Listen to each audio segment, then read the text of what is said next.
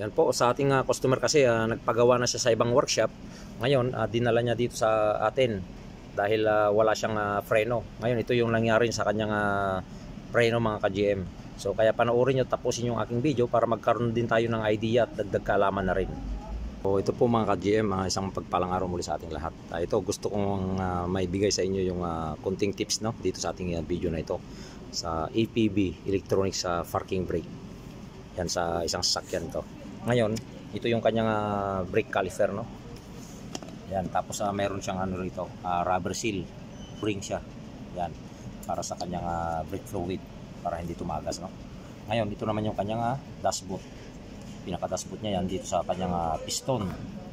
Pinaka-piston caliper niya. Yan, dito yan nakalagay sa harapan. Tapos ito yung kanyang piston, kung makikita niyo yung kanyang piston no. Yan, mayroon siyang spline sa loob. Parang spline ng axle no. Yan. So tapos ito yung kanyang motor mga ka-GM. Yung kanyang motor kasi yung ating customer ay nagpapalit sa ibang workshop. Ngayon ang nangyari, bago na yung kanyang actuator motor, pero pumunta siya dito sa ating workshop no. Kasi pinapalitan niya sa ibang workshop ito. At mahina daw yung kanyang preno. Tapos minsan malfunction yung kanyang preno. Ngayon dinala niya dito sa atin at pinakita natin yung problema niya dito sa kanyang preno. So ito yung nakita natin. Yan, kung makikita ninyo, dahil binaklas ko na nga siya, ito yung bearing niya, yung pinaka roller bearing niya dito sa ibabaw. Yan. Tapos ito, kung makikita yung durog na bearing na yan, yung parang corona, dito yung nakalagay sa kabilang dulo mga ka-GM. Tapos ito may spring siya. Ito naman yung pinaka cover niya. Tapos ito naman yung pinaka thread, yung kapares niya dito sa loob no. Ito kasi may thread yan ito yung may thread kaya pagka umandar yung pinaka motor actuator niya, umiikot yan kasi nga APB siya, electronics parking brake no. Ito yung pinaka mechanism niya sa loob para gumana yung kanyang preno no, o kaya yung kanyang parking brakes.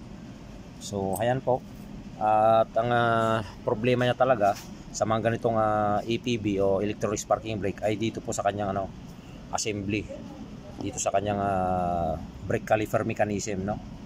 Yan, wala kasing repair kit na nabibili, kaya kailangan assembly talaga yung pagpalit nito sa brake caliper niya kasi medyo may kamahalan nito. Kaya siguro yung ating customer, itong motor lang yung pinapalitan niya sa ibang workshop. Ngayon ang dahilan nga, hindi naman tong motor ang problema, itong kanyang mechanism sa loob ito. So ayan, at sana nagkaroon kayo ng konting idea dito sa aking video na ito na aking binahagi, at like and share po sa ating mga videos no, para magkaroon po ng idea yung iba, yung mga sakyan at sa kapwa ko mga mekaniko, lalo sa mga baguhan na nag-umpisa pa lang na gustong matuto. Yan, tamang tama po sa ating ditong lahat. Yan, maraming salamat po sa panonood.